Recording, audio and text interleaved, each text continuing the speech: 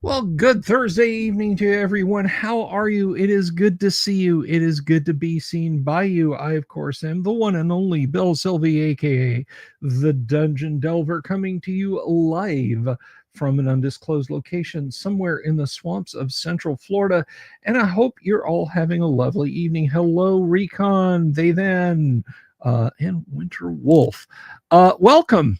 Welcome.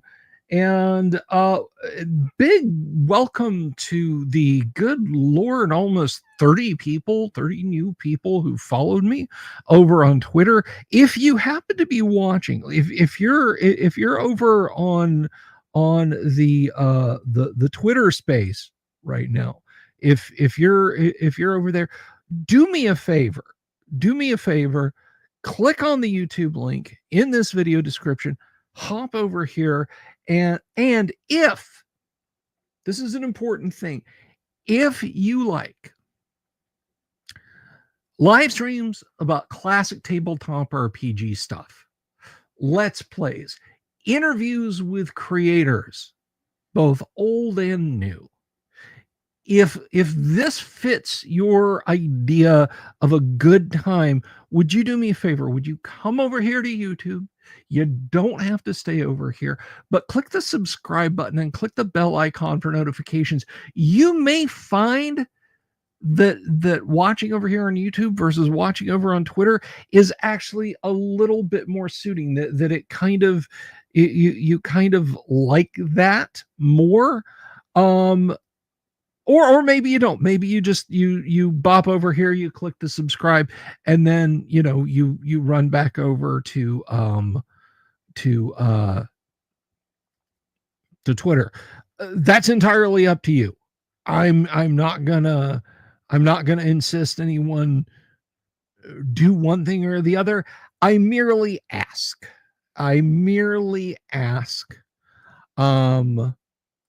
So yeah. That I kind of told you a little bit about what we do, in that, I do I do these live streams. I have this little live streaming show. Think of it as kind of a variety show.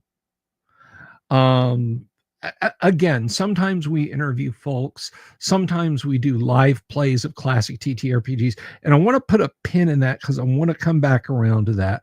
And then sometimes we take a look at classic TTRPG material in a very serious way. And so the thing that I kind of wanted to come back around to was the matter of live plays. If you're not familiar with how we do it around here, this isn't one of those things where, like, oh, okay, I watch people play D&D on the internet. Yes, but no, because let me tell you a little bit about what we do and how we do it when we do our live plays, which we're not doing one of those tonight. Tomorrow night we are. Tomorrow night we are playing classic Gamma World, and I'm hyped about that. But we actually have a pretty nice way. I like to interact with you guys. So if we're playing a game, if I'm running a game, I probably know a little bit of something about it. Maybe the history, definitely the rules. If you don't and you've got a question, ask it in the chat, whether you ask in the YouTube chat or over on Twitter, or maybe you're like, I don't want to interact with people, but I'm watching a show. I'm going to send them a DM on Twitter, or I'm going to send them an email or something like that. Do that. Go ahead and do that. And I will do my best to answer that question, insofar as it doesn't bring the session to a screeching halt. But if you're like, hey, why are you doing 1d6 per each side for initiative? I thought it was a d20 and everybody roll. Or, why did you say armor class -5 was really good? I thought an armor class 25 would be good. Whatever your question is, ask. If I don't know, maybe one of my players knows. And if one of my players doesn't know, Maybe somebody in the audience knows, because folks, I'm going to tell you something. I'm going to let you in a little secret. Bring it in here. This is just between you and me. Okay. No, we're not talking about you. Yeah, you just stay over there. Yeah, come here. I have the smartest and the best looking audience of all classic tabletop RPG 5-night-a-week live stream shows. I dare you to find a smarter and better looking bunch of people. You won't. So don't even try. Spend your time constructively elsewhere doing something else, because my audience, smartest, best looking. So this thing that I do, I just try to spread the love and the positivity. So to those of you, maybe you're sitting on Twitter, you're like, yeah, I'm going to follow this guy. Oh, he's going live. Oh my God, he's crazy. Trust me, it gets better. It'll get better as things go on. But we have a lot of fun, and I think you're going to have a lot of fun too. So with all that said, well, what is it exactly we're going to do tonight? First of all, I'm going to rattle off some greetings here. And I want to say hello. I had said hello to, we'd gotten up to Winter Wolf, and then the rest of you guys started running, and you were all out on the sidewalk having your concession and everything. Because, you know, once you're enter, if you leave, you can't, there's no reentry. I understand. So you might have missed. So let's say hello to Christopher Sackle, Dr. T Midget, Orbital Air, North of the Rockies hates it when me and Black Lodge are streaming at the same time. I can't help you, man. I can't help you. I was here first. Alan Canning, hello to you, sir. They then is more interested in live play as an educational experience over the entertainment. There's plenty of room at the table for everybody.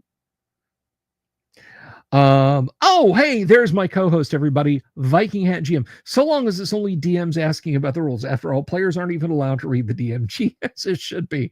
You don't have to listen. Tony Wagenhauser, good to see you, Tony. 33K7 coming in from the Twitter side.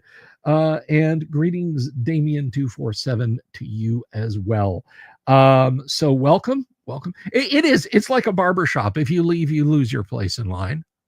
That's no front cuts, no back cuts. But anyway, so that's kind of what we do. Now, the reason I picked tonight's topic is twofold. One, somebody asked me, do you see how easy that is to get things from the Dungeon Delver? Just ask. And all I ask from you in return is your unquestioning loyalty. And the other reason is, there was a guest. I really should have asked my guest well in advance of when I did, because they are super duper busy. But I'm really going to try and get them on the show, because they're one of my favorite people. And I know you guys really like it when they come on. So Viking Hat GM wants a pony. There's stables full of them down in Australia, I'm told. Pick one out, take it home. I'm not going to stop you. See how easygoing I am, guys? So tonight I want to talk. We have done a deep dive on World of Greyhawk, the box set on the show here before. We've looked at the contents. We've kind of skimmed the contents, but there's something I want to look here. Rory had to step around some piles of gray ooze to get into the chat. Well, Rory, what can I tell you? I didn't put those there. Are you sure it was gray ooze?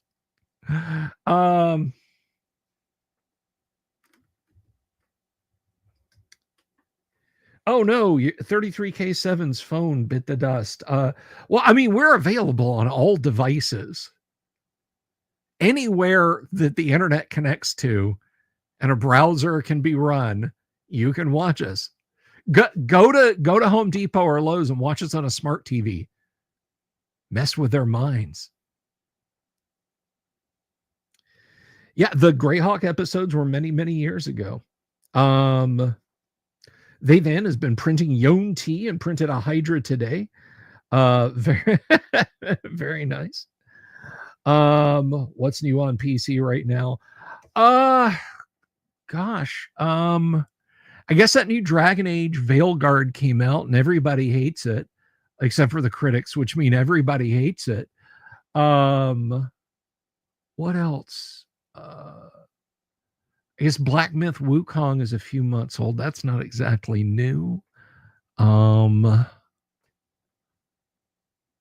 can't really. I don't know. I'll have to look into it. I am actually going to start upgrading my PC tomorrow. I finally got some RAM.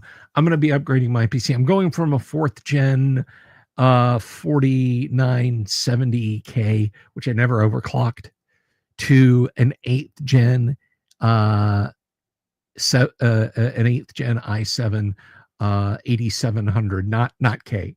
I don't overclock. There's no point in me scrounging up a K variant. So I'll be building a new PC.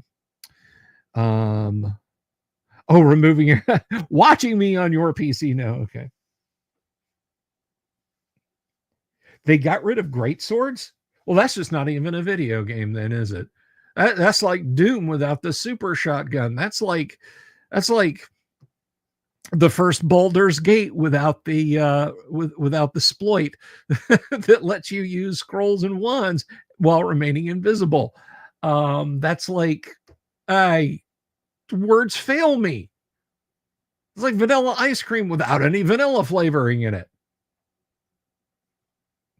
But anyway, so yeah, a long time ago, we did a deep dive, which is where I take a book, a module, something along those lines, a product. Sometimes it's a Dragon magazine, and I roll up my sleeves. Thus, these are virtual sleeves, by the way. Neither you nor I are hallucinating. And I dig into, yes, I've seen that video, Viking. I dig into the lore and history of it. But today on Twitter, someone asked me about what my favorite setting was. And guys, it ain't even close. It's World of Greyhawk. I will take your module and I will put it in World of Greyhawk if I think that it's worthy. If somebody said to me, hey, we want to play a World of Greyhawk setting, that's fine. But we really like Ravenloft. How are you going to put Barovia in Raven? Do it in a heartbeat. Okay. So, the question then came up as to why we start talking about Greyhawk and that sort of thing. And I just thought we could go back and look at some of the stuff that we kind of skimmed, that we sort of just slid across the surface of when we did the deep dive of the World of Greyhawk set. And so that's what we're gonna do tonight. And it's from a game mechanics standpoint. So I want to be very clear about that. And I think probably the best place to start, the best mega dungeon ever.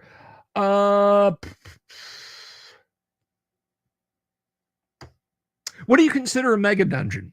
Do you have a minimum level count? Minimum encounter area size? So bouncing that one back to you. And by the way, yeah, you guys can ask me questions as I do this. Yes, it is Robert Phillips. It is a classic Coke of settings. Clean, simple, tasty, not overdone, not overpackaged.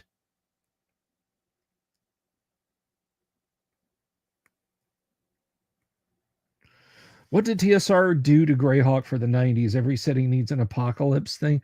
I guess okay, so Temple of Elemental Evil, that size.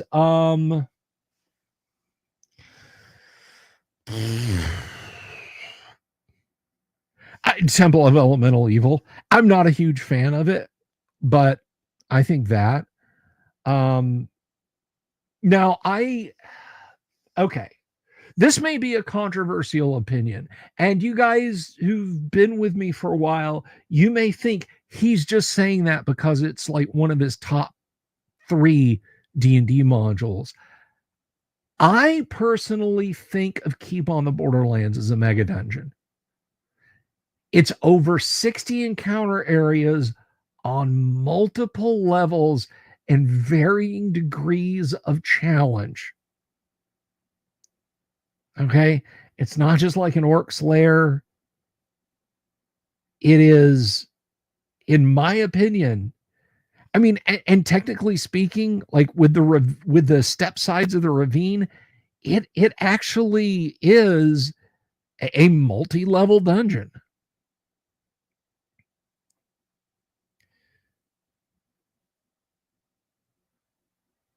I have not checked out Stonehell, not your echo. 60 guys are talking about Greyhawk. Oh, that just fills me with meh.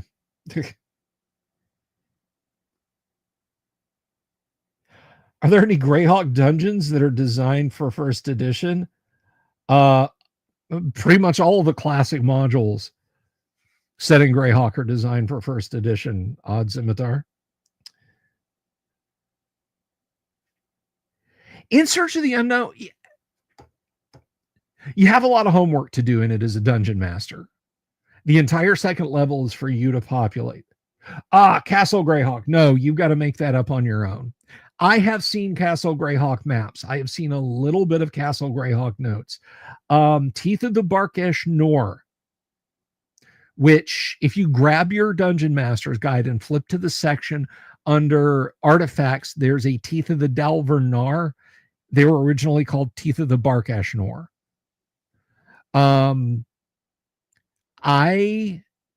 Gary and I wrote a module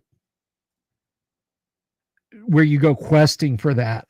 And to get there, you have to go all the way to the bottom. It is in the uttermost bottom of Castle Greyhawk to go through the portal and get to the alternate plane where you go adventuring for the teeth. So I've seen a little bit of Castle Greyhawk. Not your echo. How many dwarven magic users should you take into a mega dungeon? 0, because they don't exist. Shame on you. Boo this man. Anyway, so been trying to develop the Berghoff area of Greyhawk based on the Sentinel and Gauntlet. Interesting, Gonzalo. Very interesting.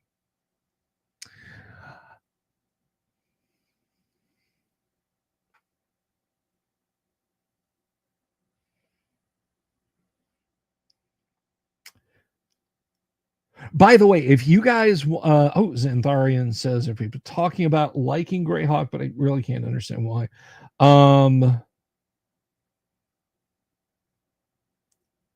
Well, I mean, maybe you, I don't know. Maybe you'll get something out of this. Maybe you won't. I don't know. I'm going to talk about Greyhawk because I love it.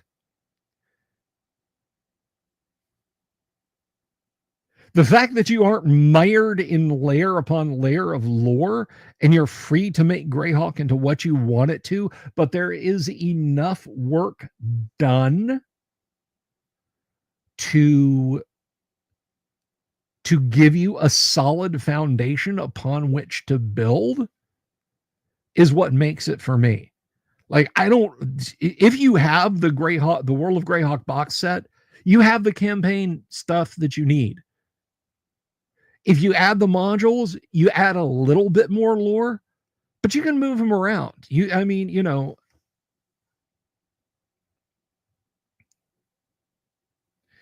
right. So, any tips? Tips on what?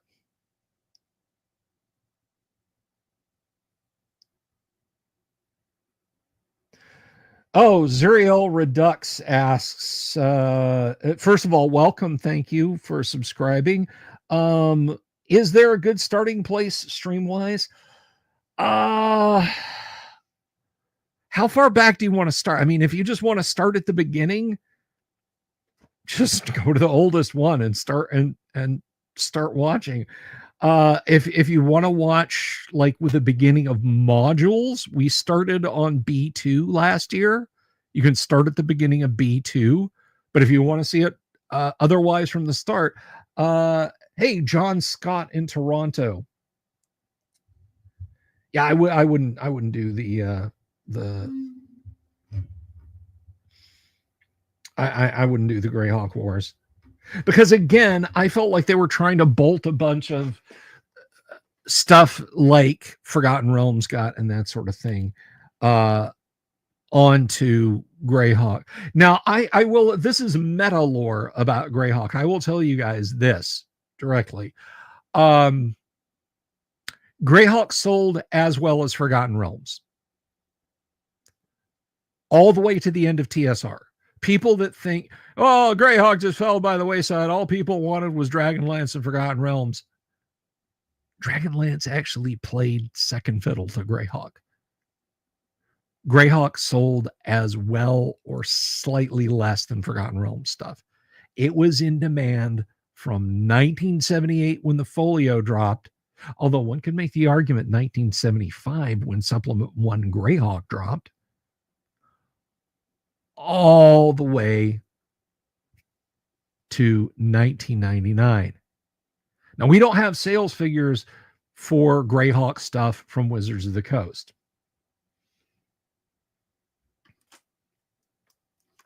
One day Canada will take over the world and then you'll all be sorry.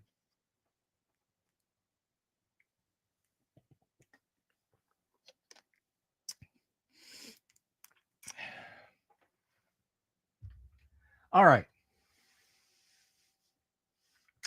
So so let's dig into this. And I'm not, this is not like a Greyhawk dialectic where I am going to go through one line at a time of Greyhawk.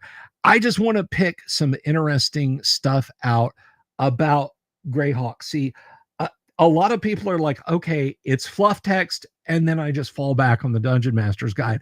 But it actually does have mechanical stuff in it. And that's what we're going to look at. That's what we're going to look at.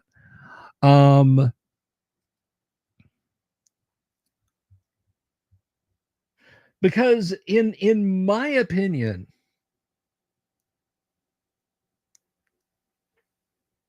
oh, that's right, Robert. It was never not popular in the 20th century. This mechanical stuff we're going to look at for Greyhawk is just as good, and it's actually good just for a game in general. So let's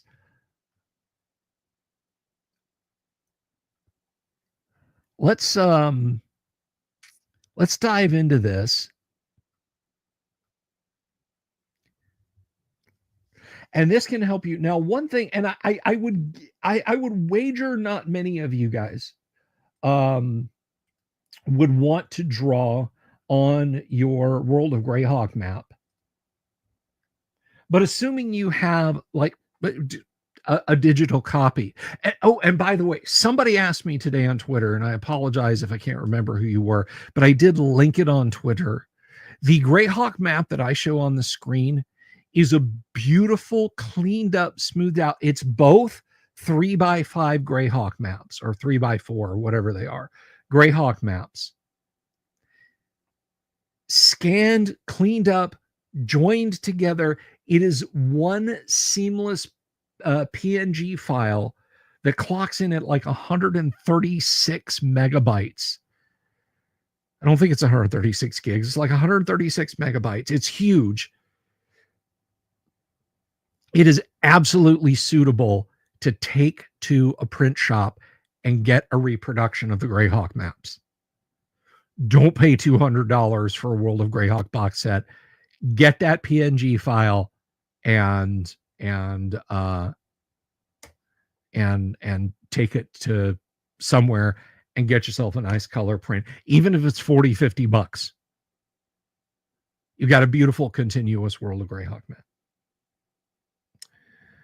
So if you grab the Dungeon Master's Guide and you start populating your world, whether you want to put it in the World of Greyhawk or no, this stuff here in the beginning of the second booklet, this is the what is, I always the glossography and the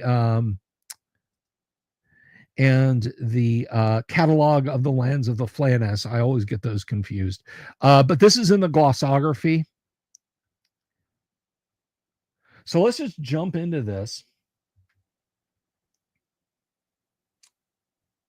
Best source for Greyhawk lore. I honestly, I believe there's a Greyhawk fan wiki. You can also try Cannon Fire. The Cannon Fire guys can get a little prickly about stuff. See, I'm okay. Like, if I decide that I want the Tomb of Horrors to be in the Amedio jungle or in the Scarlet Brotherhood, or even stick it out in the middle of the Sea of Dust or what have you, I'll do that. Those are the guys that are like, no, it's in this hex. And it wasn't discovered until this year. So if you start your game at this time, you can't have your character.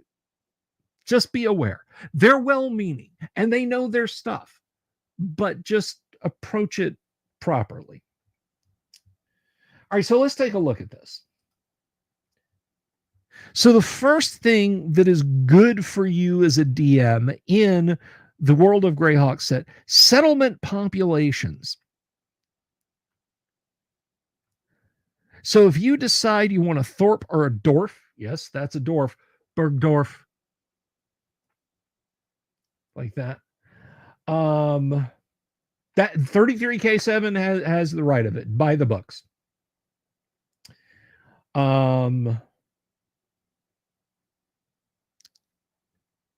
That's population 20 to 80. That's simple. 2d4 times 10. If you're putting down a hamlet, that's 1 to 400. 1d4 times 100. A village or witch 600 to 900. 1d4 plus 5 times 100. A town, 1500 to 6500. 2d6 plus 1 times 500. Or a city, 10,000 to 60,000. 5d6 times 2,000. Now, this will differ somewhat from settlement types in the Dungeon Master's Guide. Personally, I say use both sources. It's not like, well, one is right and one is wrong. Use both sources. If you feel like using the Greyhawk, use the Greyhawk. If you, at that particular moment, the mood strikes you to use what's in the Dungeon Master's Guide, use what's in the Dungeon Master's Guide. There's no rule here.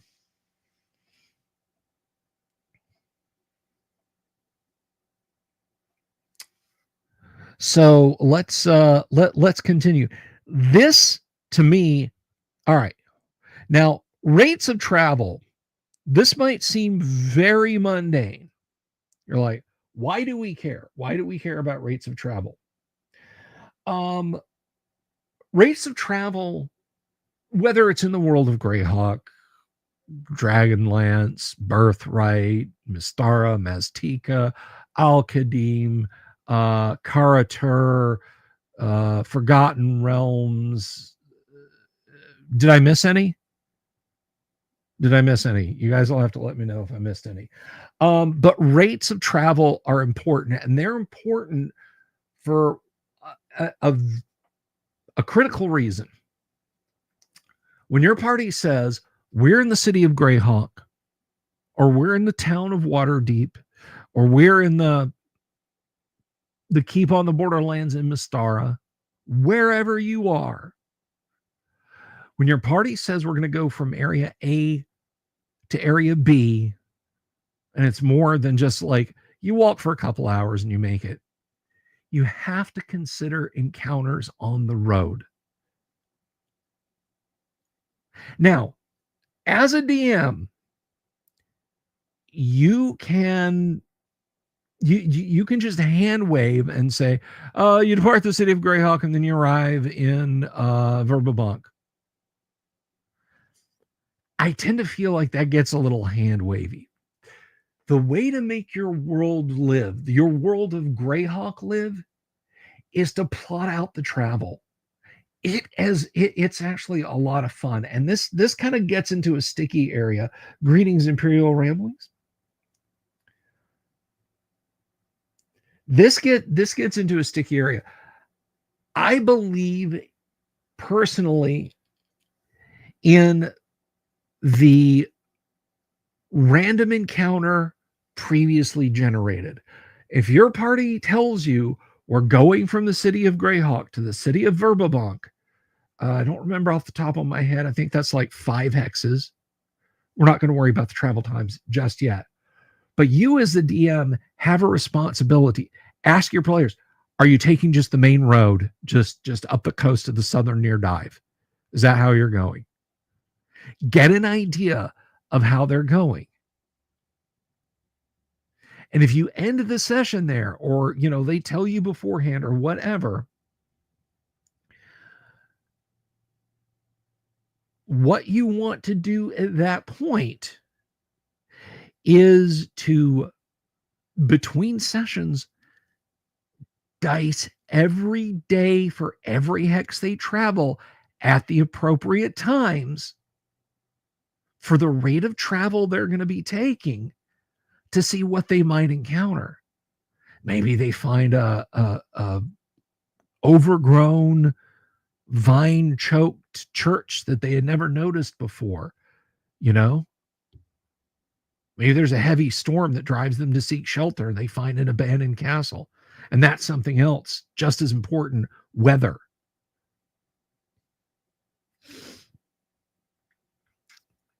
So it's up to you to know, because you can turn a mundane, I guess you guys go and you get there, to an entire adventure where they gain levels, they lose levels, they gain treasure, they meet allies, they defeat foes.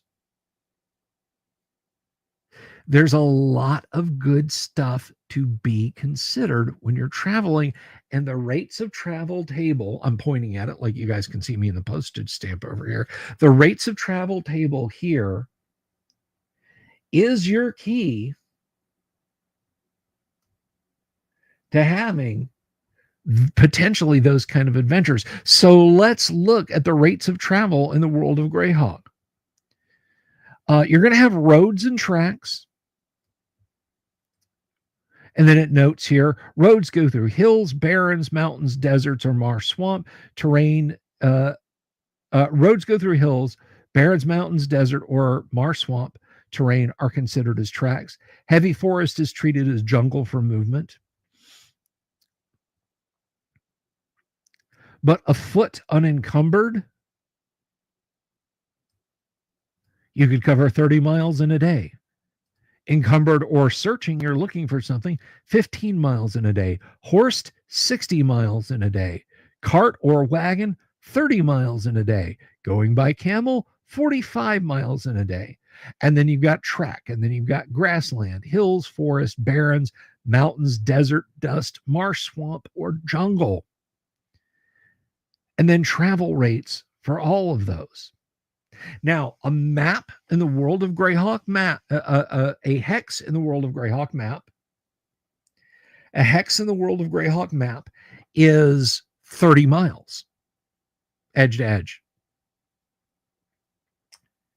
Don't ask me what it is from corner to corner. I don't know, and you don't either. So don't start. Always a good tip, Damien. Always a good tip. Yes, they then, but she's a working for the FBI.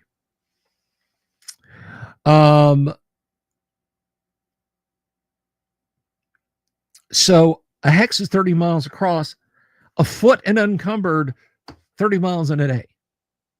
If your party is unencumbered, if they're going afoot, and we consider that 5 hexes between point A and point B in the World of Greyhawk, that's 5 days travel.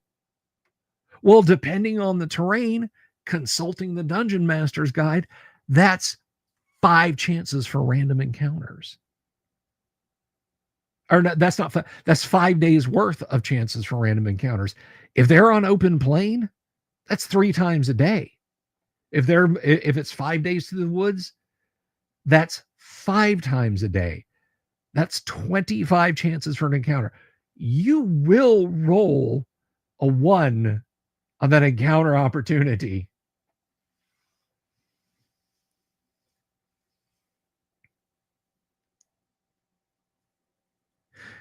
So using the rates of travel from the World of Greyhawk set, I think is really, really good. Now, the closer you get to civilization, again, this is per the Dungeon Master's Guide, and you guys let me know at any point if you want me to pull the Dungeon Master's Guide up. I will do that. I will do that. Per the Dungeon Master's Guide, any random encounter in a heavily or moderately patrolled area, which I usually treat as 1 to 2 hexes away from a city or village. Okay, Alan. Let me pump open the DMG because we have the power of let's see, I just got to find it here. We have the power of PDFs. We can just grab that real quick.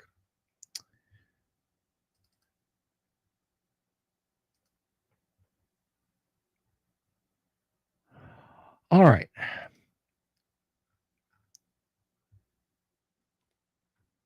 So appendices.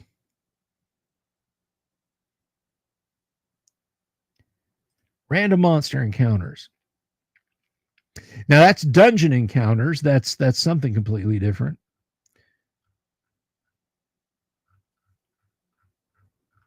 But we're getting to our, and we got underwater encounters, salt and fresh, of varying depths. A lovely mermaid by Darlene that will get me knocked off YouTube if I leave that up there too long. Now,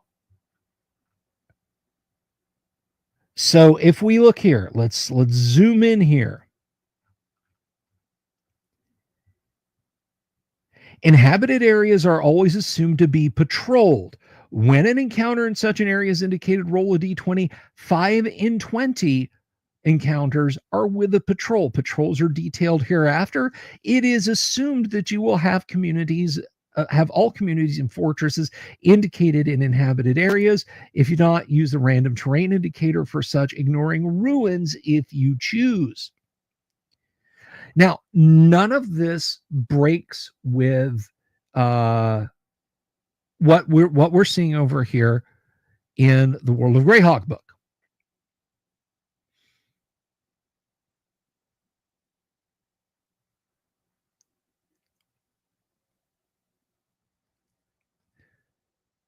So let's look at the encounter tables. Now, this is where we get into Greyhawk specificity. And if you're following along, if you've got your Greyhawk books out, we are on page, what page are we on? We are on page 5. Or is this 6? Or is this further? This is page 4, actually. They numbered it properly in the PDF. So this is page 4 of encounter areas. Now, again, these do not run contrary to each other. These do not run contrary to each other. And I'm about to show you where. Encounter tables are provided herein for all of the major areas of the World of Greyhawk. Where users are referred to standard encounter tables, consult the tables found on pages 179 through 194 of the Dungeon Master's Guide. If monsters are encountered, consult the relevant entry of the Monster Manual or Fiend Folio. Monster Manual 2 was not out yet when this was printed. It was just Monster Manual and Fiend Folio. Yes, that was a reference to Long Cool Woman in a Black Dress by the Hollies. Uh, Lovely little chat. Saturday night, I was downtown working for the FBI.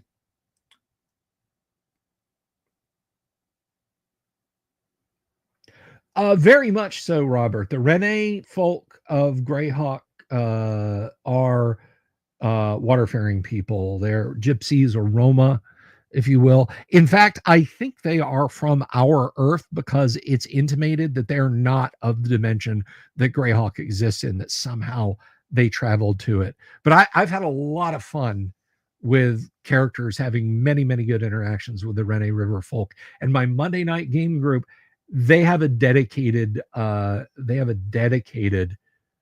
group more than willing to take them up and down rivers in a certain part of Greyhawk because I was rolling random encounters. And wouldn't you know, they sailed past a grotto of Nixies. And the Nixies rose up and began to sing their song to bring all the little children of the Rene folk into the water for a grand adventure to be kept as house slaves, basically. So the party intervened. It ended with the leader of the Nixies being a very ugly crier and almost getting his arm broken by the party's leader. She had him in a hammerlock and swore she would make it so that he had to swim in circles if he did not release the children. So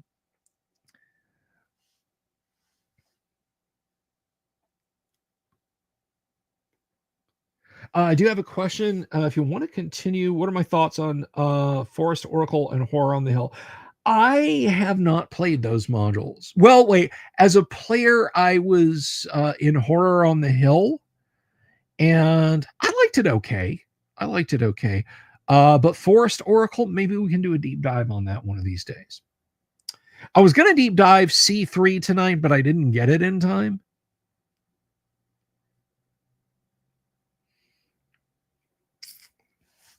Anyway, so let's take a look here. Many entries on these table deal with patrols or bodies of armed men or demi-humans. When such an encounter is indicated, refer to the description below. So then we have various patrols, and we're going to look at these. We're going to look at these in detail, but you can get an idea for how many that you could potentially run into.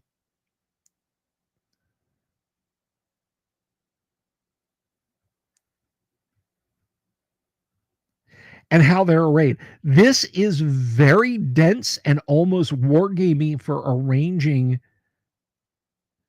these various encounters. Faye is like ripped.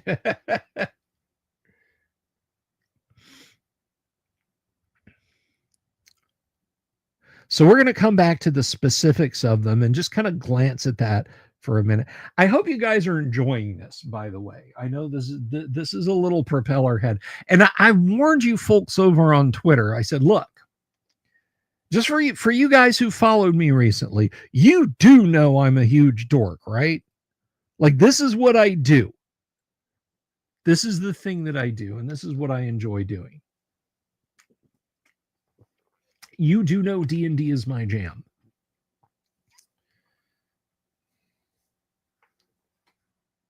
Don't be overwhelmed by it, Alan. Don't be overwhelmed by it. Embrace it. Love it.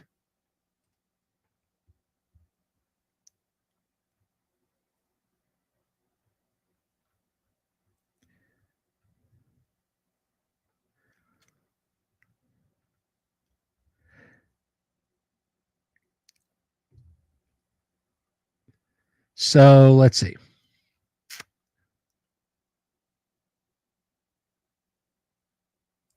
Happy victims of. I didn't know that was a day, but thank you, Gonzalo, for the super chat.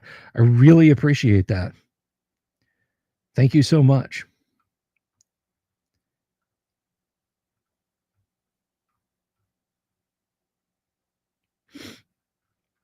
All right, so let's keep moving down here. So if you have an encounter, if you roll an encounter, here we have the random encounters table. According to political divisions, most of the tables in this section apply to open terrain areas inside the various countries. Border territories should be treated as wilderness, but 10% of encounters are with such encounters are with patrols. The standard 25% for encounter with a patrol applies within a state.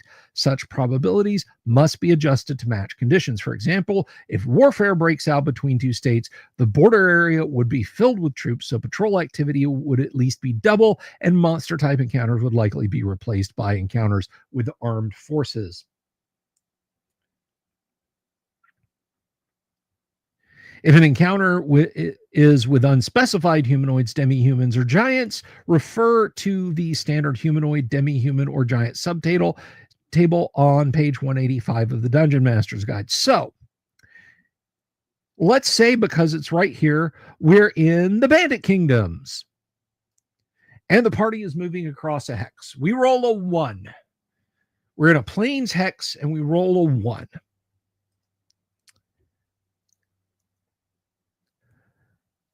So on a 1 or 2, it's bugbears. 3 or 4, it's gnolls. 5, it's gnolls and flins, which means we got to go for the fiend folio. Goblins and wargs. Goblins and zvarts, again, fiend folio reference. Hobgoblins and norkers. Bandits, brigands. A patrol of knights. Orcs and ogrelons, or orcs. Or 61 to double aught, use standard encounter tables. That's when we go back to the Dungeon Master's Guide. Okay, we rolled a 72 while we're in the Bandit Kingdoms.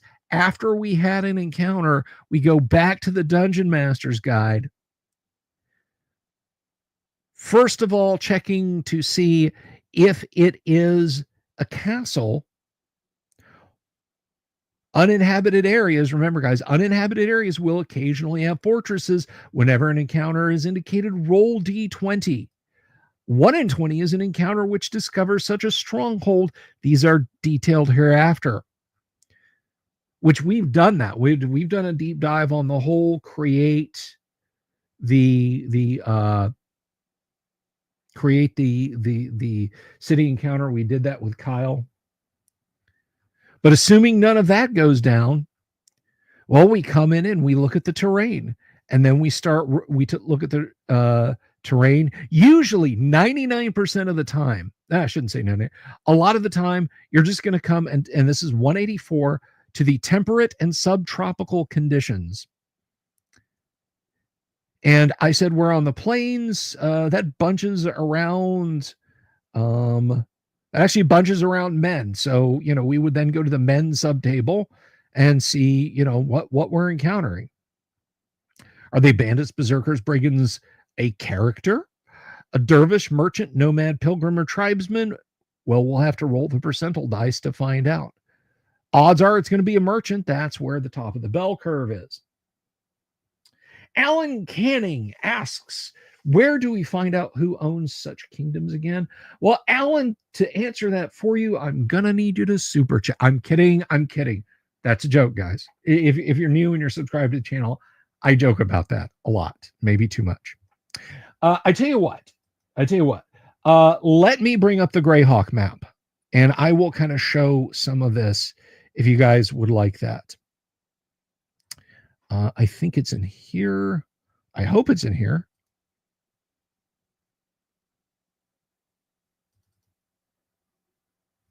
I mean, this is actually not the kick-ass giant map from before. This is just a smaller one that I was able to grab. Mike Wilson art hits it out of the park. Too many tables for quick use. Definitely plan out your encounters first. Yes, guys, look, I cannot emphasize this strong enough. I know a lot of DMs are very much on the, oh, just do it on the fly, don't over prep, don't over plan. This will bring your game to a crashing halt unless you literally just want to make something up and say, you counter 5 hill giants. They've got 45, 39, 51, 60, and 58, and 30 hit points. If you want to plan it out and you want to do it by the book, plan out your encounters, put them in your own exactly they then, and just plot out the whole thing. And with this, you can populate your World of Greyhawk this way. So let's take a look at that map. Let me help you out, Alan, and we're going to take a look at that map.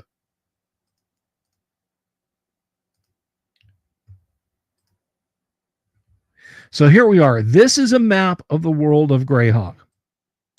Now, I picked this at random. I just kind of zoomed into it. This is Perrin Land, named after Jeff Perrin.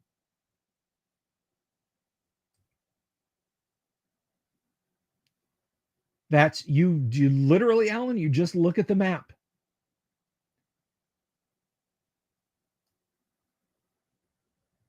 And you can decide, we've got a couple of cities here. We've got Schwarzenbrunn, Crestable, a couple of small cities there. Exag in the Mounds of Dawn. And do you want to know what those places are like? Well, you go over here.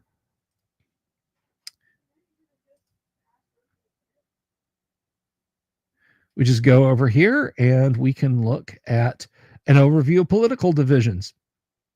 And we're in Perrin Land. That starts with P. And here's what we know about Perrin Land. That's right, John Scott, chainmail.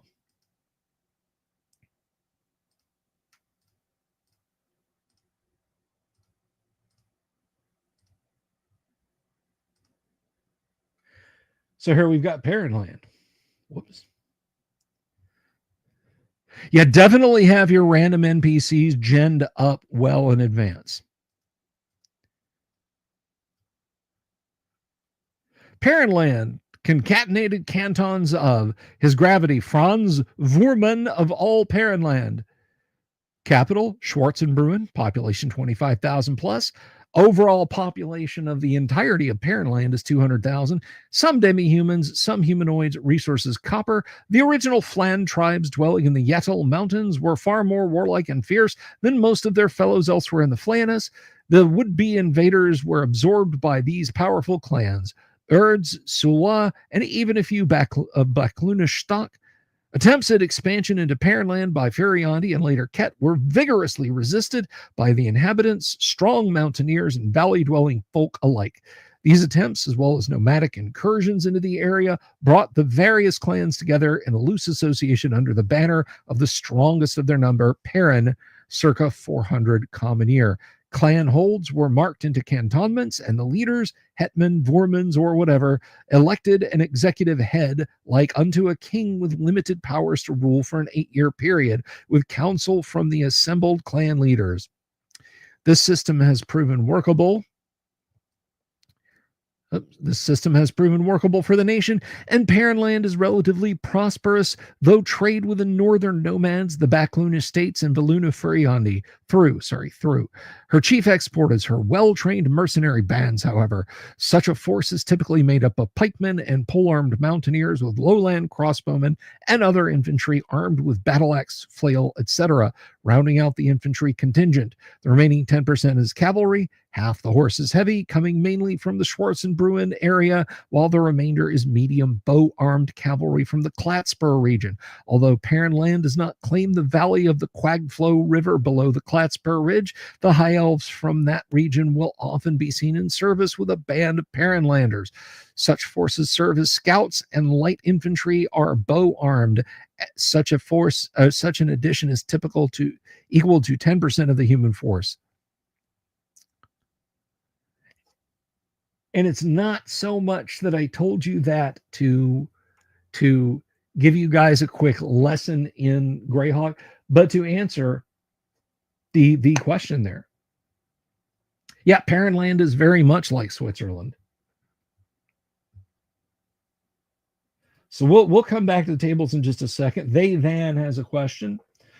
Where is the place to start a Greyhawk campaign, or what is a great module to start with? Okay, so if you want to do a module, I would recommend putting the keep on the Borderlands somewhere down along the Wild Coast, which I will show to you guys.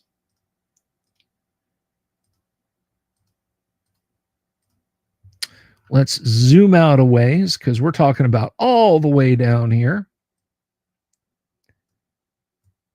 So you can put the keep on the Borderlands somewhere here, say between Fax and Safeton, or maybe between Elred and Highport, which of course is where the Slavers modules take. You guys can't see that. You could put it up between Fax and Badwall, Elred and Highport, somewhere near the Pomars, just kind of somewhere in this general area. I think the last time I did it, I started it in this hex. But of course, you've got Verbabonk, and what's near Verbabonk, boys and girls? Hamlet. That's right. You can you can go with the village of Hamlet if you want to do it with a module. If you just want to kind of drop your characters off in a city of adventure, start with the city of Greyhawk. There's a few different resources, some fan-made maps for it, where you can find some great information about the city of Greyhawk. Lukish is not a bad start. You could go with Woodwitch and Nyrund, or you could go with, say, the Great Kingdom. Lots of cities in the Great Kingdom. What are those cities like? What is the Great Kingdom like? Well, we have the book. And the book gives us some focus.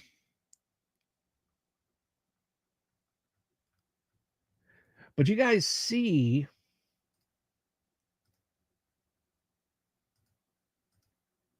you guys can see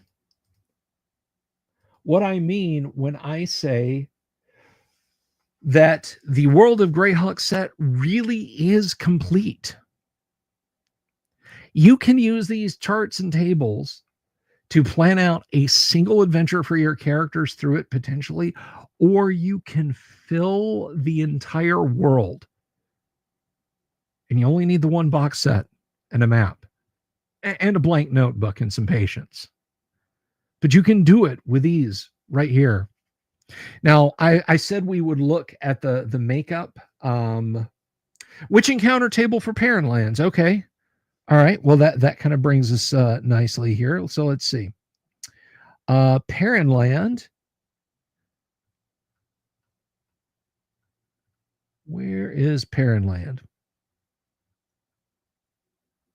For Yandi, Shieldlands, and Baluna. One of these has got to have Paranland in.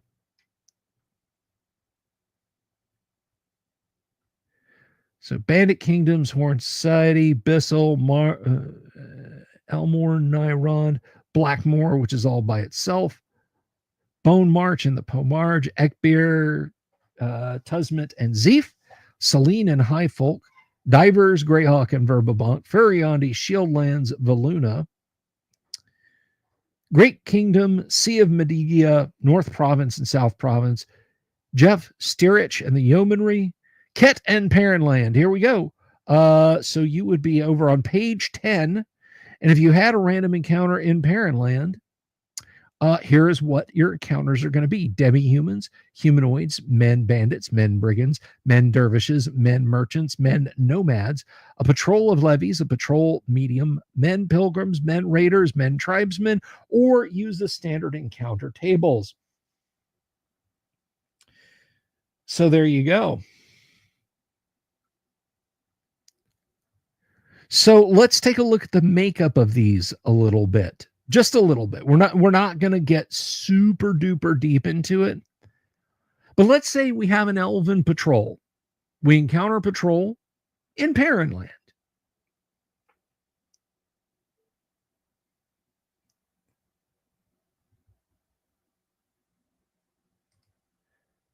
Odd Scimitar asks, what is a few good adventure siege for the Grand Duchy of Jeff?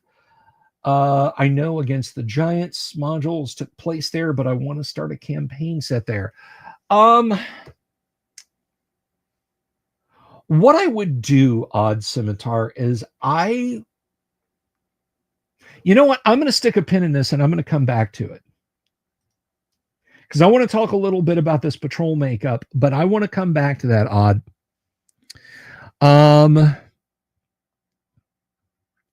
So let's say we have our Elven Patrol.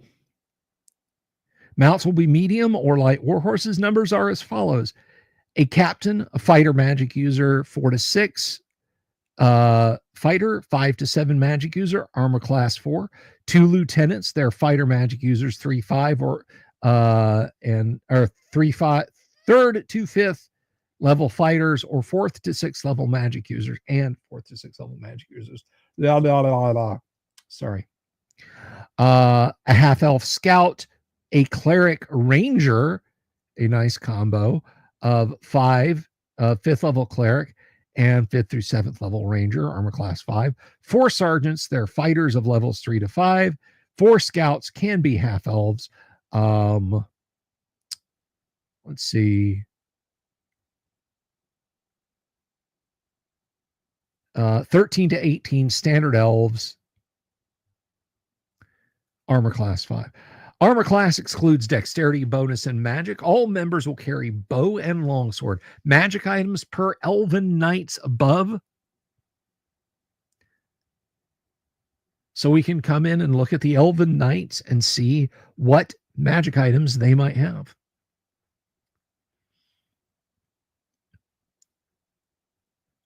Or let's say we run into hobgoblin soldiery.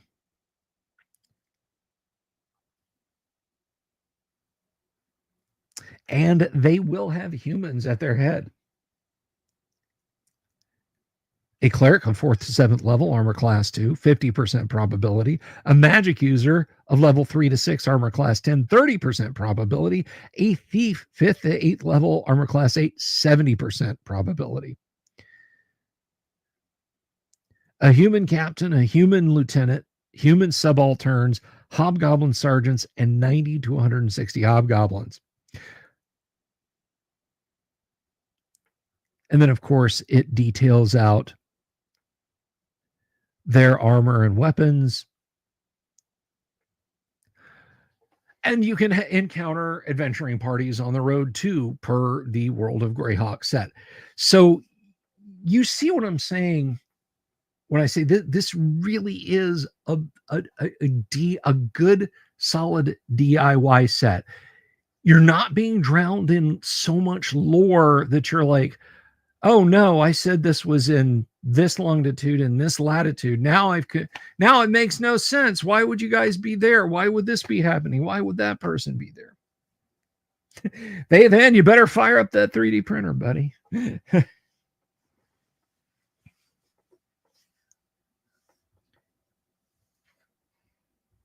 It may be they then. I could just be mispronouncing it. So Odd Scimitar says, what are a few good adventure seeds for the Grand Duchy of Jeff? So let's go back to these random encounters. What I would recommend, sit down with your World of Greyhawk set, PDFs, whatever, and start going through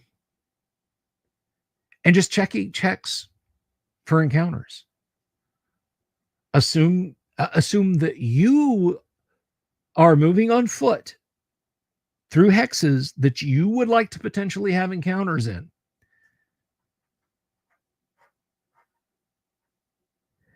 And from there, proceed apace. From there, it's a patrol of elven knights. Why are they there? What are they doing? Are they looking for something? Maybe they'll stop and interrogate the party. Maybe they'll beg for the party's help.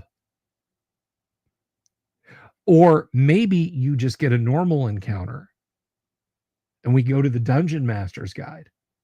Now you do that check. If you're not near a city, now you do that check. There's a 1 in 20 chance it could be a castle. Who lives in that castle? So you can cook up an adventure hook just like that and start the party off in Jeff. And it's super intuitive and easy to do. I feel the same way, they then. And Mike Wilson Art, you really hit the nail on the head. It's a perfect campaign setting, just enough info to create one's own story. And there's some discussion of Igwilv. Igwilv is in Greyhawk. She is a being of Greyhawk. She got renamed to Tasha because somebody. So there's a spell that originally popped up in Dragon Magazine and then later in I can't remember if it's in S4, but I know it's in Unearthed Arcana. Tasha's hideous, uncontrollable laughter. You basically hit somebody in the face with a small pie, and then they start laughing uncontrollably. And, you can... Gary created it because a young lady wrote to him and said, "My name's Tasha. I'm 8, 9 years old. I think you should name a spell after me." And Gary did just that. What kind of a spell do you name after, some cherubic little child? Tasha's hideous, uncontrollable laughter. Well, somebody decided that was a spell that Igwilv created. And then that Igwilv was sometimes called Tasha, which is short for Dark Natasha. So, I mean, personally, to me, she's Igwilv. I think Igwilv is a far cooler name than Natasha, even if it is a bit to say. Sabo, hello, how are you? My favorite art people who visits the show on the reg. One of my favorites, because occasionally Tracy stops by and occasionally Richard Witters is in the audience.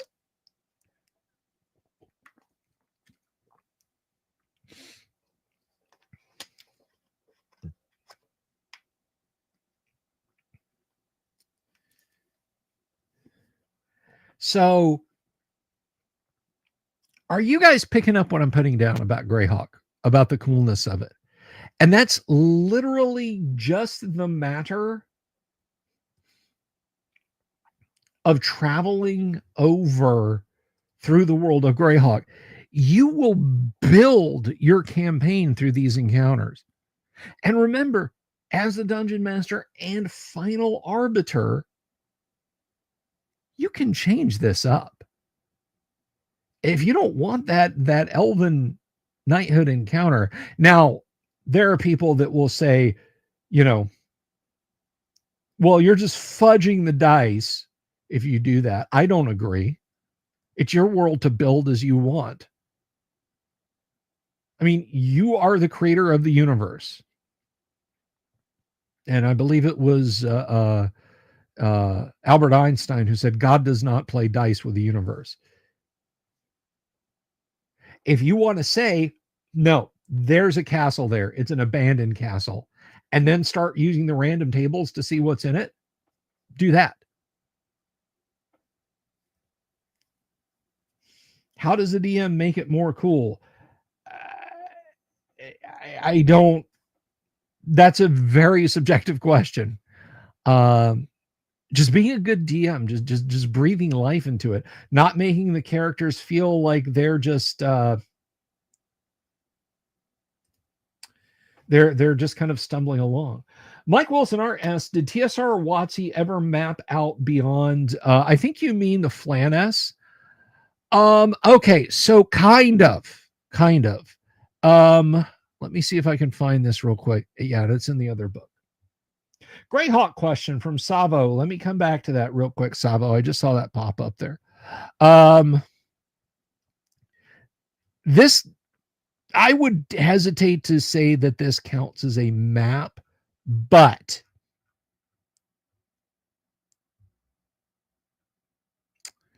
I don't think that's it.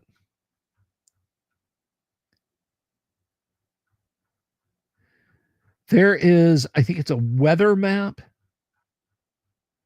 or something. Gotta find it. Oh, that's something else I wanted to mention. Weather. Weather can often dictate how certain encounters are going to go down.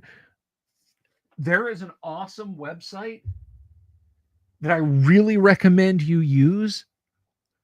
And the cool thing is, you only have to do it once. Generate your entire Greyhawk or years of weather if you want. I'm not finding it. See, it's not labeled with any text. I've literally just got to scroll through the dang book till I can see if I can find it. Maybe it is in the other book. Let me get that URL for you guys though after I find this. Is it in here? Here we go. Okay. This is really hard to see, but I'm going to zoom into it as best I can.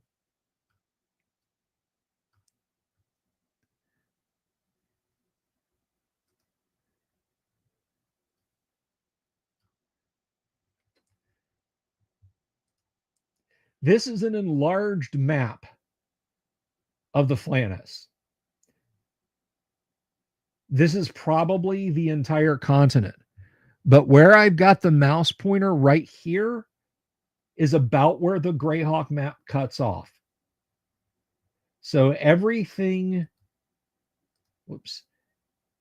over here is yours to do with what you want. And likewise, we've got some more stuff down here. All right, so let me come back to Savo's question. Savo asks, or says, I'm fine. Was there a cultural inspiration for Greyhawk? Is Igwil the Gaelic name? Sojkanth, is that Aztec? Okay, I'm glad you asked that because I love talking about this stuff.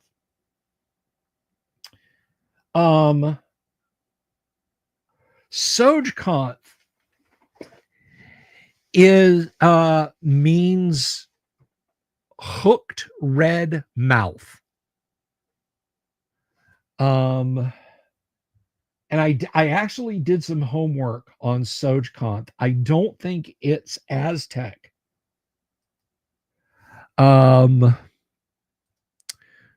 But Gary loved languages and he loved playing with languages. I'm gonna pull this up real quick. So if we go here and we break it into two syllables, Soj and Kanth.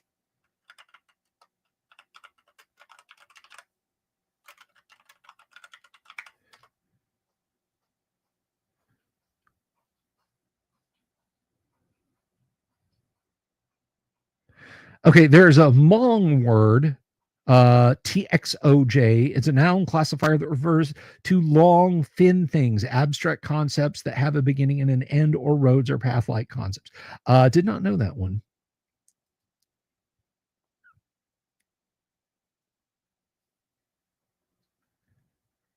Okay, so the Zotil language, you know what? I'll share this.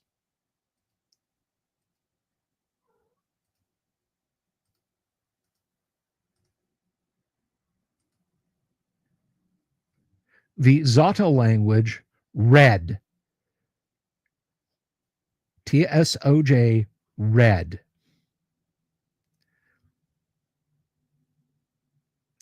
Now we come over here.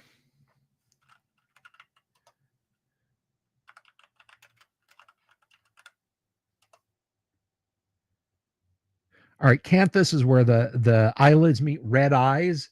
Vampires typically have red eyes, but there was also, it's in Merriam-Webster, combining form. There was one, I swear it was like fangs or something.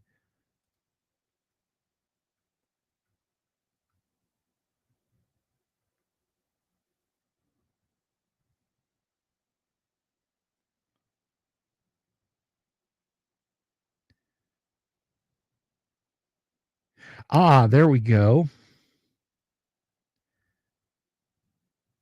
Whoops.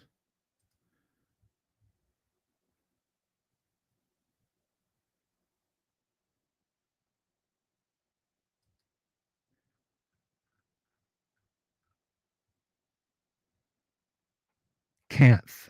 See, acanther, acantho.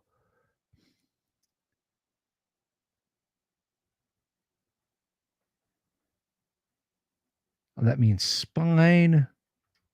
I know I found it with a meaning for like sharp fangs or sharp teeth or something like that. But you could go with red eyes or red mouth. Sojcanth. Red eyes, red fangs, or red hooked mouth.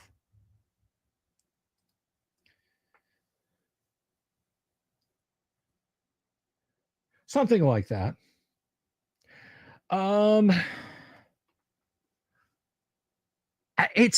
Again, Gary liked playing with languages a lot. Like Daoud means blessed friend. Daoud's wondrous lanthorn, the light carried by blessed friend. Alan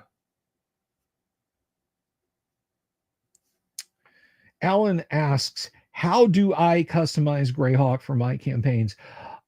Generally speaking, I go with the modules with the political divisions as they are. I'm not going to bring in the things that, oh, I'm sorry, I got ahead of myself because someone asked about maps. Someone had asked about maps. Let me pump the brakes there. There have been 2 official maps from Wizards of the Coast. The World of Greyhawk glossography, or gazetteer rather, that came out when 3rd edition dropped, came with a 2-piece map, just fold out, 22 by 8.5, as you know, it was landscape format. And who was Paizo did a 4-piece map of the Flaness that came one in each issue of Dragon magazine, or maybe it was Dungeon magazine. I don't remember. So there've been 2 official ones. Okay, so as far as customizing my Greyhawk maps, that customizing my Greyhawk campaign. Sorry, a little punchy. Customizing my Greyhawk campaign. I do put the modules more or less where they are. But here's the thing: as TSR kept rejuvenating Greyhawk, the return to Against the Giants, for example, assumed that the Giants had won in the G series and the D series. That was one thing that I just didn't sit with. From the Ashes and Dead Gods and Die Vecna Die and a bunch of other stuff, Greyhawk Wars. It also assumes that like a massive plague swept across the land and wiped out a good chunk of the population. But one of them assumed that Ayuz basically tore the center out of Greyhawk and absorbed the bandit kingdoms and the wolf nomads and so on and etc. And I have no interest in going down that road. So that's one point of customization. I mean, and the other is that the party themselves is customizing Greyhawk.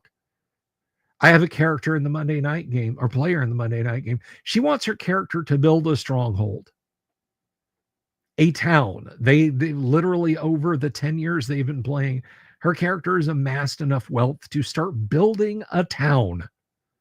That's going to put someplace on the map. That will change things. So those are just a couple of ways that it differs. Major differences.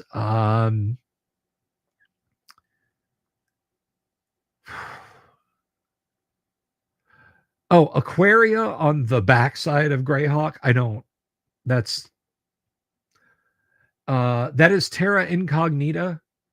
The player characters may go there someday. They may not go there.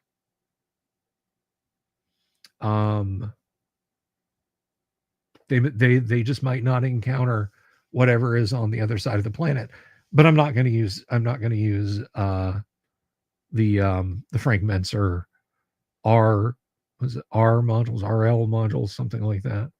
No, the L modules are in the Lendor Isles. They're in the Flannis.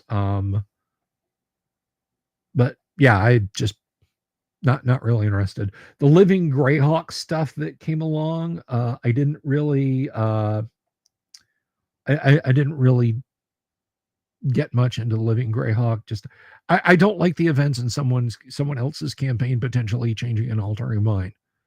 And I'm not going to take your word for it that you tell me, oh no, yeah, sorry, we told Wizards of the Coast officially that we destroyed the city of Greyhawk. Okay, everybody, city of Greyhawk's destroyed. It's destroyed in your campaign. It's destroyed in your campaign. It's destroyed in your campaign. No, I'm not going to do that. Have I run the Veil of the Mage? No, but I've heard it. I've heard of it. I've heard of it. I may someday. Wish you could do that in the. Yeah, that would be neat. Just go buy, like, 500 acres in Montana, 10,000 acres in Montana, something like that. Just crazy rich billionaire. Just build a town. Just zwack. Build a castle in the middle of it. Don't make people live like it's a medieval village. Like, I built a castle. You have to live in a wattle and stone hut. That's not, So where does the mayor live? That castle.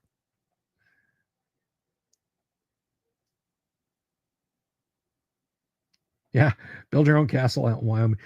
Back in the early 2000s, there was actually a company that would build you a medieval castle. Just beautiful, beautiful castles. That they had set plans you could buy from. I mean, like, the actual building of the castle itself, it was like $9-10 million, which for what you were getting is fairly cheap. But it's the millions that, like, I couldn't do that in Florida. It would sink into the ground. It would literally go swamp castle on me. The best I could do would be like northern central Florida / southern Georgia area, right?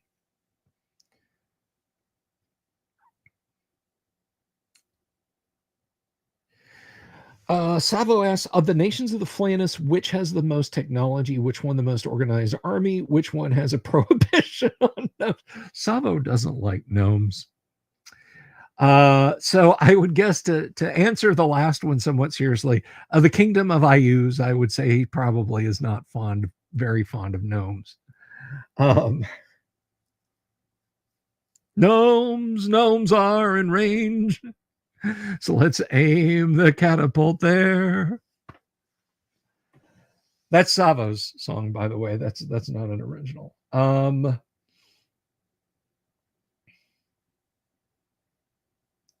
Why do I think WotC focused so heavily on Forgotten Realms?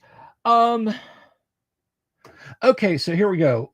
And Forgotten Realms fans, you're going to have to, I don't know, plug your ears. Don't listen to what I'm saying. And Savo, I'll come back. I will answer your question in just a minute. Is a sunken okay, questions piling up. I'm tagging your questions. Don't worry, we'll come back to them. Hey, if you guys want to support the channel, and you haven't already done so, you can support me on Patreon for as little as $1 a month, or you can subscribe to the channel on YouTube for as little as $2 a month. So if that's a thing you'd like to do, you can do that. Can I just say how fond I am of the word smattering?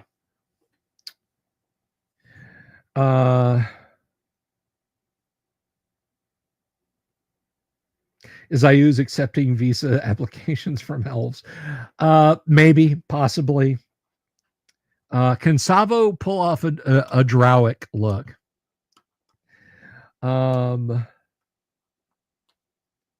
Why do I think WotC is focused so heavily on Forgotten Realms over Greyhawk and other settings? So this is gonna rile up the blood of Forgotten Realms fans, and I apologize. I am making a clumsy analogy.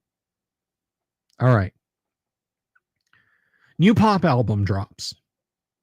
Pop group makes 5, 6, 7, 8 good albums. Good albums, not great albums. Record label, let's say it's Atlantic.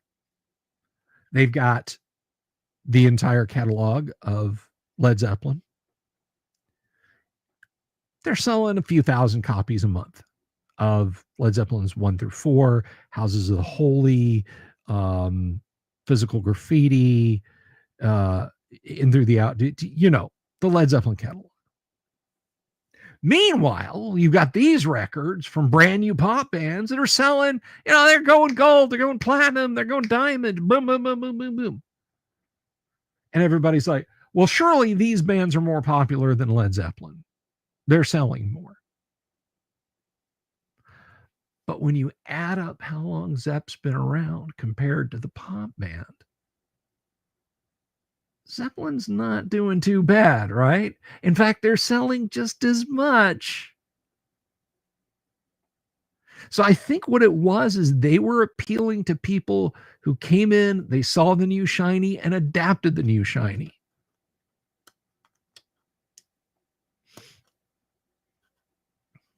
Atlantic, thank you.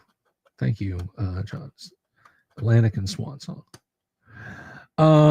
Anyway.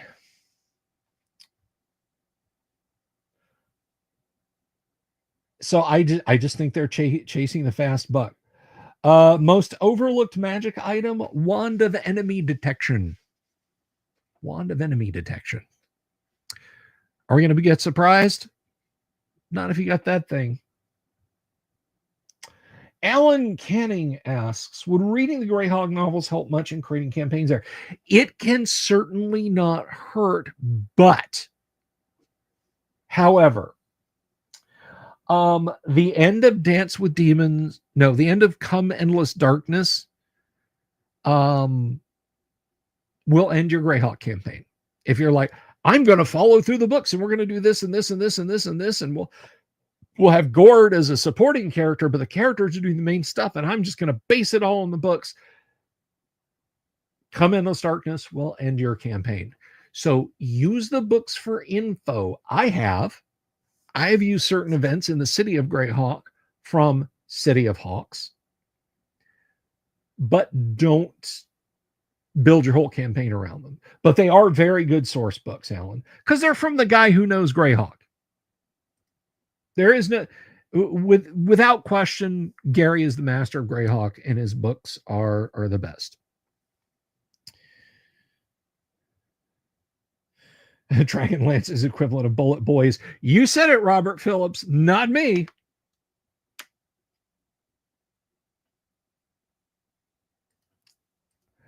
Let's see. Okay, so Savo asked, of the nations of the Flannis, which has the most technology and the most organized armies? Technology is at an essential baseline. All nations can work with steel, with fine metals, not rare metals, although they abound. They can do fine metal work. The moldboard plow, the screw irrigation system, things like that. That's common across the planet. Now, what you have to remember about Greyhawk is a post-apocalypse setting. Something bad happened in the world of Greyhawk. Two civilizations were nuked out of existence.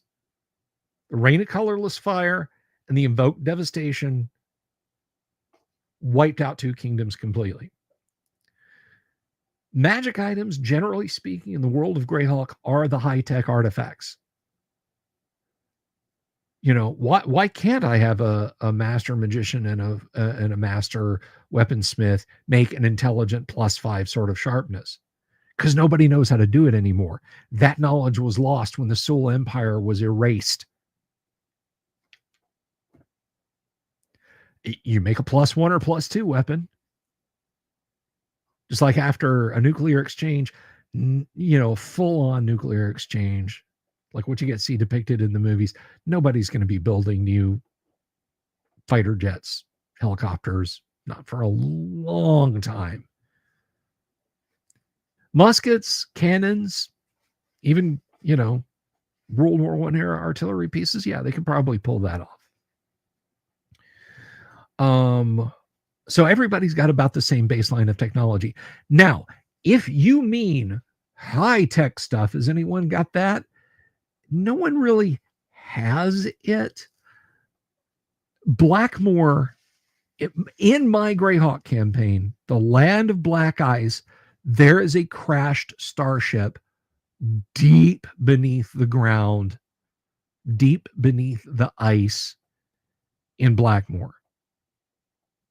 The generations of travelers who survived there, they are very cloistered. They're not interested in the outside world. They're not going to give up a ray gun or a space suit or an air hypo or anything like that. They can manufacture a tiny, tiny amount, but they're not they're staying put for reasons I'm not going to go into now. Other than if you've read a certain Han Solo novel, you can probably guess why. They have some high tech. Back in the Duchy of Jeff, you've got a chunk of the Starship Warden sitting inside a mountain. Again, a limited amount of high technology. So I hope that answers your question, Sabo.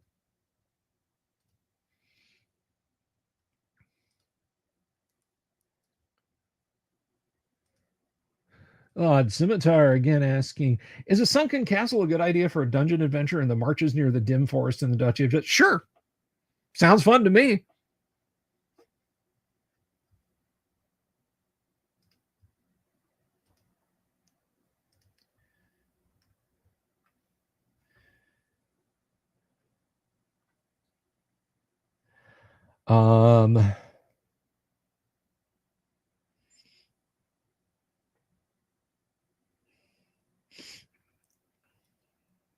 Are there any adventures in the glossography after page 26 that I've used? Not yet. That's not to say I never will. Not yet. Have I seen the movie The Book of Vile Darkness? I know about it. I haven't seen it.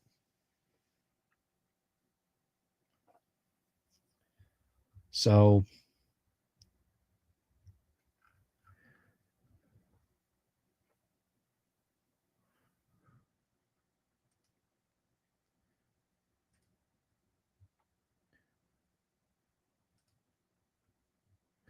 Sabo, you still out there?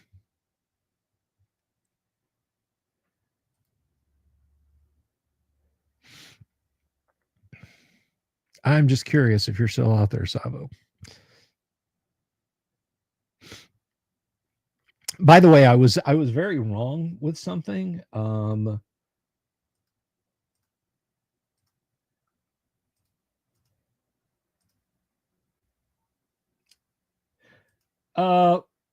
This dotted line here, this is your World of Greyhawk maps. So all of this,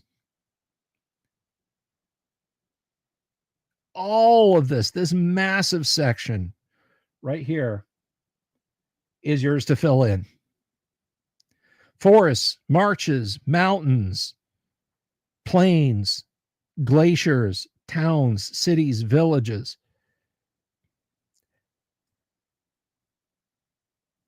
All yours to fill in. And remember, it gets cut off to the south too. So you've got this entire section. Hey, Kabuki.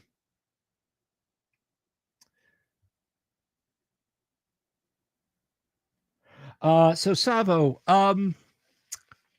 what's up with today's Feifel illustration? You can't just leave us in the dark like that. By the way, if you guys don't know, Savo does like little one panels and sometimes full little strips about Feifel, the elf, over on Twitter, and it is beautiful, beautiful artwork, and it is absolutely worth a look. Damien asks, wouldn't the rise of new kingdoms, empires, and naval trade routes make Greyhawk a post-apocalypse setting? I think it is just coming out of the post. You could make the argument that it is a post-apocalypse setting. So yes, I think there's some argument made to that. Tier thinking it was yesterday's picture. Thanks.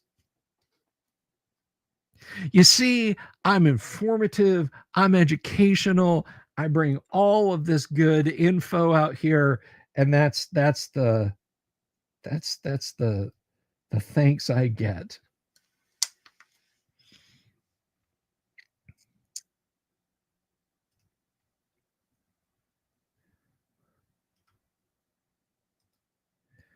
Let me see here.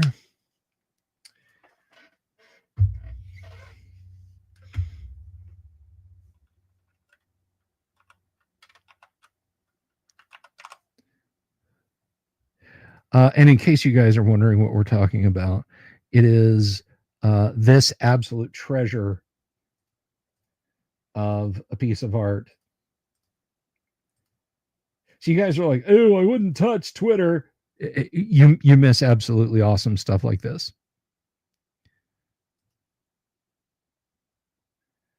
You miss absolutely gorgeous artwork like that. And there's a story here, and I want to know what it is.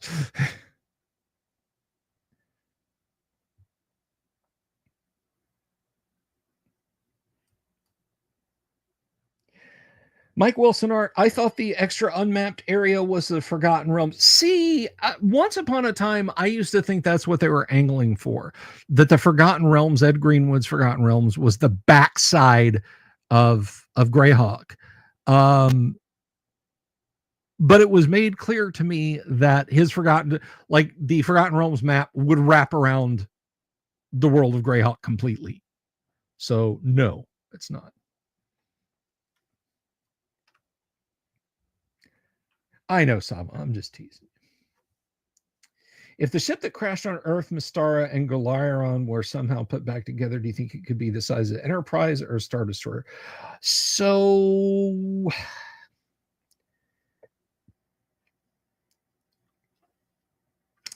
we would need to get Paul Stormberg back in and have him talk about S3 a little bit and the size of the ship, the exact size of the ship that there's pieces of. If it is part of the Warden, I would put it on the order in size of a Star Destroyer. I don't know about a ship on Goliaron or in Mystara, but the Warden itself is 5 miles long and 2 miles around. You know, it's 2 miles side to side and 5 miles front to back. And just a tiny little piece of it is stuck in a mountain in Greyhawk. Well, I mean, it's a good trope. If you guys have never read The High Crusade by Poul Anderson, it is funny and it is very good, and I do recommend you read it. It involves a spaceship crashing on a medieval world, specifically Earth. Earth during the 12th century. And the aliens, well, it doesn't crash, it lands. The aliens just assume, well, we can just come out and conquer these primitives without realizing that the primitives it's like once they get their head around it, they're like, oh, okay, we're going to take your flying cathedral. And our swords will punch right through your strange clothing. You guys bleed out and die just like everybody else.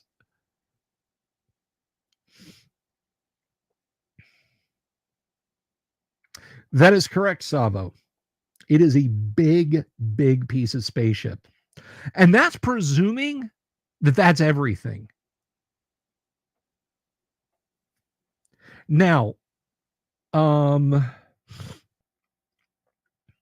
of the thing that is said, it sort of does, Damien. It sort of does. I don't think there's any Knights Templar involved, but you do have Knight. There's a scene in the book where they get to the aliens' homeworld, and they find a piece of alien tech. It's a sphere, it's about a foot in diameter, and they know things that beep and flash are kind of bad news. So this thing starts to beep and flash. So they put it in a trebuchet and they fling it at an alien stronghold. And it vaporizes a good chunk of the alien city because it's a micro nuke. And because the aliens didn't pick it up on their sensors, they assume that the Earthlings have some kind of stealth nuclear launch technology because there's no launch footprint. It's just thrown a couple of kilometers over the city wall and lands and goes vamp.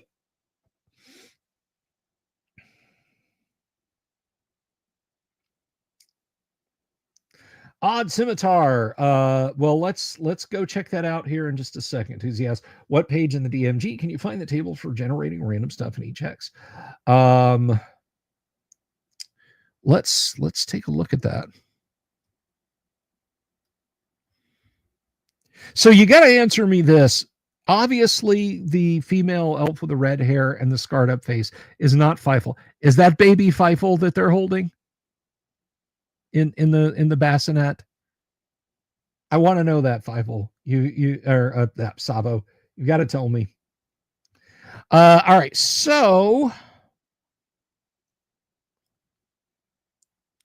in the Dungeon Master's Guide, yeah, we were looking at the Dungeon Master's Guide. Where you want to start. Now, remember, if we're talking World of Greyhawk, so consult the World of Greyhawk first for your encounters. But if it comes to it,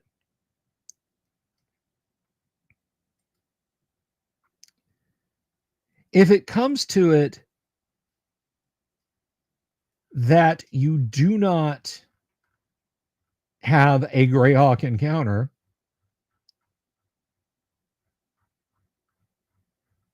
you'll want to check out start on page 67 of the Dungeon Master's Guide.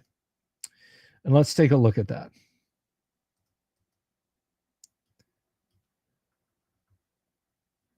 And then we'll look at types of terrain on there too. But remember, you should be consulting the World of Greyhawk first.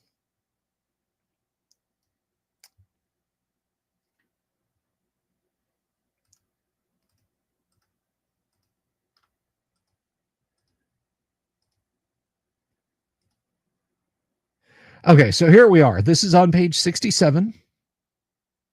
Or, no. I was on the wrong page before. This is on page 48. 48. Land Adventures.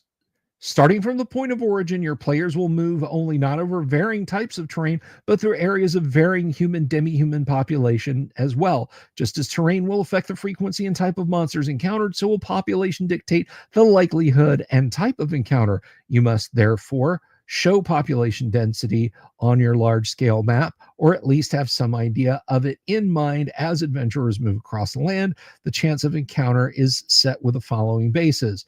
Relatively dense, a 1 in 20, moderate to sparse, patrolled, 1 in 12, uninhabited / wilderness, 1 in 10. And remember, a 5 in 20 chance of this encounter, or even this encounter, actually being with a patrol. And there you go. On plains, morning, evening, and midnight. Scrub, morning, evening, night, morning, evening, night, and pre-dawn. Forest, morning, noon, evening, night, midnight, pre-dawn. Desert, morning and night and pre-dawn. Hills, noon and night and pre-dawn. Mountains, morning, night. Marsh, is all of them again. And don't check those. Don't check any of the others unless the party number is over 100. Will the Tarrasque be a kaiju? Yeah. So next question, Savo. That's Mom.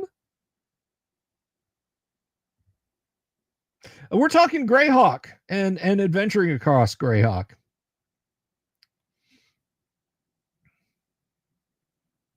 So does that help you out? Does that help you out, Odd?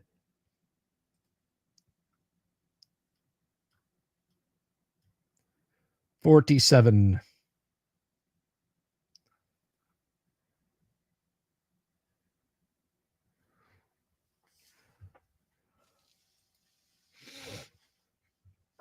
The Tarrasque, yeah. I mean, to me, the Tarrasque is as much of a meme as the Flumph or the Nilbog or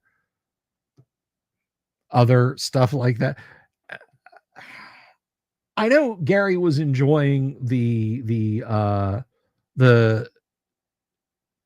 because the Tarrasque is there's actually a village or town of Tarrasque in France, a region in France called Tarrasque also, I believe.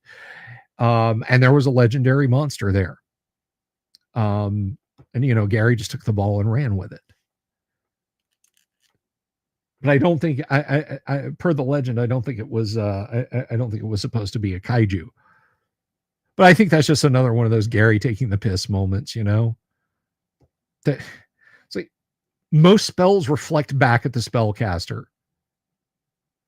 You have to bring it to like minus 100 hit points and then cast a wish. And it still gets a saving throw. It's like, okay. Oh, those are her sisters. Okay.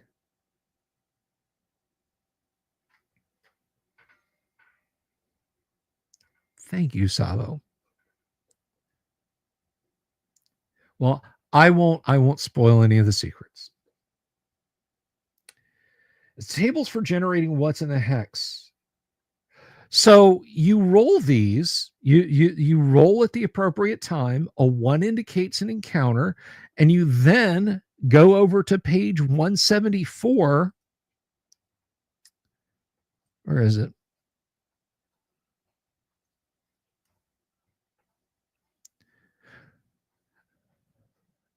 Come on.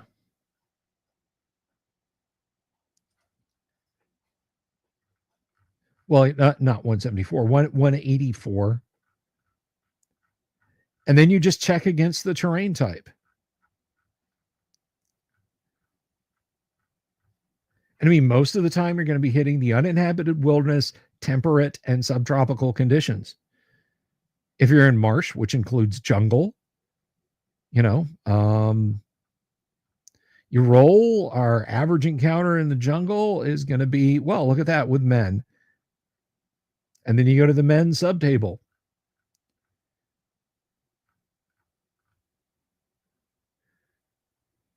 and it's marsh, so the average there are going to be tribesmen.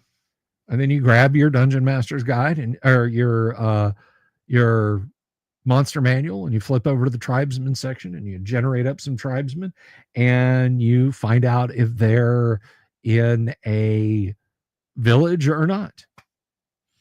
That's after you've determined whether or not this is a patrol. Is it a patrol, Greyhawk style patrol or normal style patrol?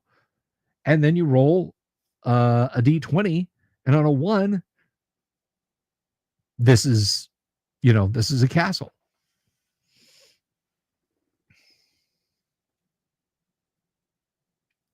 Oh, thank you for mentioning that, Recon. I don't care for the WSG and DSG. I think they were kind of unneeded. But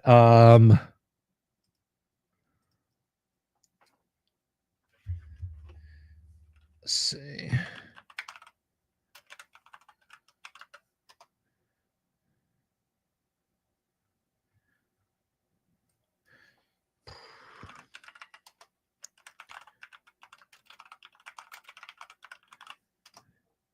I've shared this before. This is an amazing, amazing tool.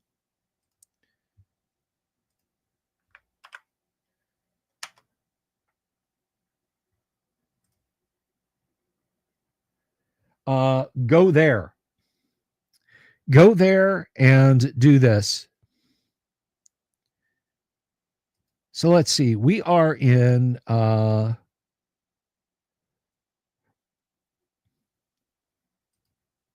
we're in what would be considered autumn. Let's do 24 hours. Let's do it in freedom units, not communist units. Wind speed then is miles per hour. We're going to show average temperature. We're going to cast the spell. And now I'm going to share this with you guys.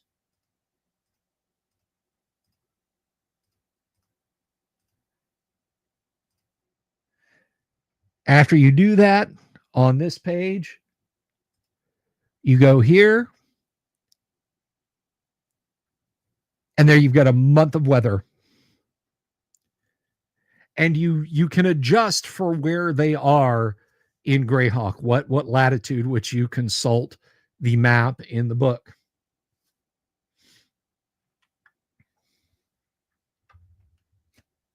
Uh-oh, Kabuki did it. Gary Gygax would have us believe weather in the world of Greyhawk is fine. We investigated. Here's what we found out.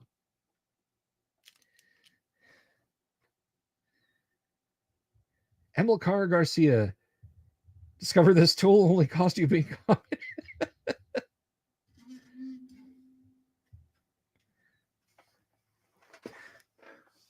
The Biden administration told us that the weather in Greyhawk was fine. We investigated, and here's what we found out. I gotta work on that, Kabuki. But you know what I already have down pat? You know who he is. But I don't just do that for free.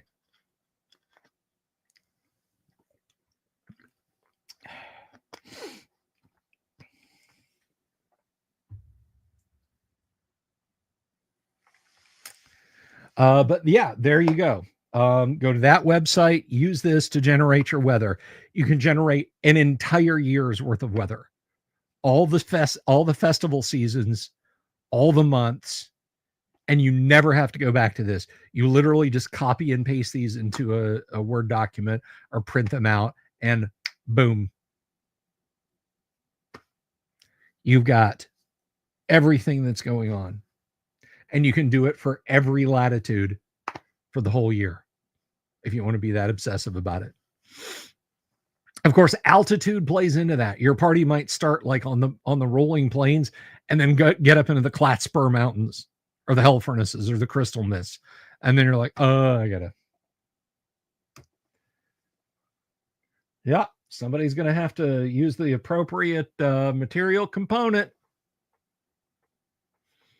I'll do that one for free. But I recommend using this because this can be a lot of fun. Like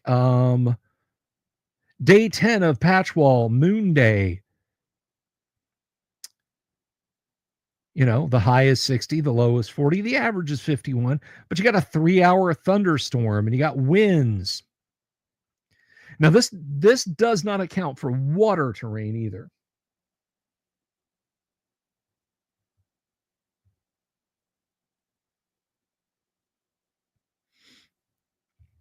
This does not account for water, but we can go back and we can come over here and we can change our latitude and put it in a much more balmy climb. And now we get like highs in the 90s and lows in the 60s. I think our lowest here, 55. Yeah, our coldest day. And it's, you know, it's a full day of rain. Now you can do some stupid fun stuff with this. Let's see, terrain, mountains, elevation of. But anyway, yeah, you can really oh, that's going to take too long. Let's say an elevation of 35,000 feet. Cast the spell. That kind of breaks it. I don't know if you guys can see that. But our temperatures are high. Our hottest temperature here is, let's see. Yeah, our hottest temperature on this chart is negative 245. Our coldest temperature is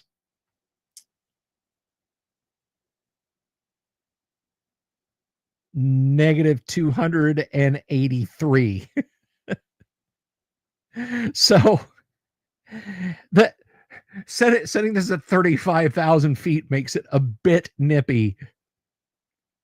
Oh, the winds are tornadic. The slowest winds appear to be in the let's see,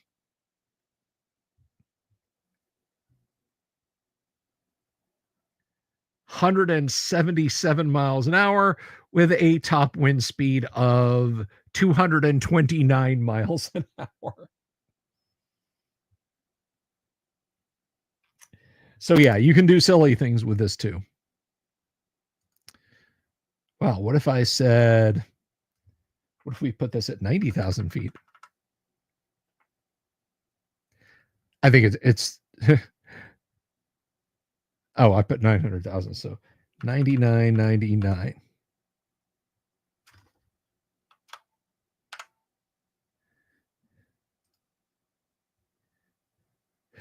Yes, now the temperatures are in the negative 800s as the highs. Negative 909 degrees with tornadic winds of 500 plus miles an hour. But all that silliness aside, that is an incredibly good tool. Serpicchio, wf.serpicchio. Am I saying that right? Does anybody know if I'm saying that right? Anyway, so we've been going at it for a couple hours. Do you guys want more like digging into the nuts and bolts of the World of Greyhawk set? Because we talked about encounters, we talked about weather. I'm not really sure what more rules stuff we can talk about, but I'll be more than happy to circle back around. If you guys if you guys want me to, but I think that's gonna just about do it for tonight. So you guys let me know in the chat. Of course, you can reach out. Zach Melvin wants yes. That's all it takes. It just takes one person. So more Greyhawk in the future. A series on adventure I did. I'm not doing your homework for you. I see what you're trying to do. We've talked a lot about the Greyhawk gods, Robert Phillips. I don't mind answering specific questions. But yeah, those are definitely things we can try out. Tomorrow night, folks, tomorrow night, ladies and gentlemen, we will be back with some Gamma World. We're going to play some Gamma World. We're having a lot of fun doing Gamma World, so we'll be back tomorrow night with that. And then Saturday, I'm not doing anything on Saturday. I don't mean I'm not doing anything. I mean I'm not doing anything Saturday. So anyway, listen, you guys have a wonderful evening. And when you're rolling on your encounter tables, please, please, please have a care when your dice pop up that you don't accidentally roll those percentiles and wind up with an owl bear. Good night. God bless. Love you all. Peace. Have you seen my owl bear?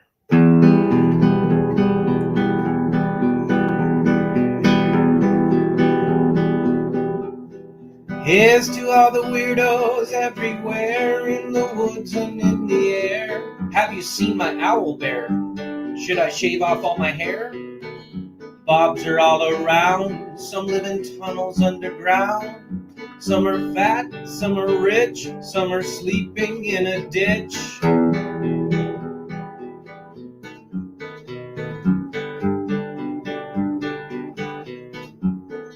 Can you ride a crooked horse without a saddle way off course?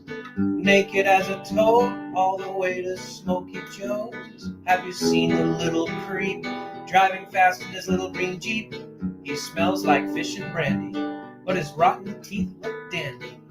Take me to the show, I don't care if fast or slow. From action flicks to dancing dicks, just take me to the show.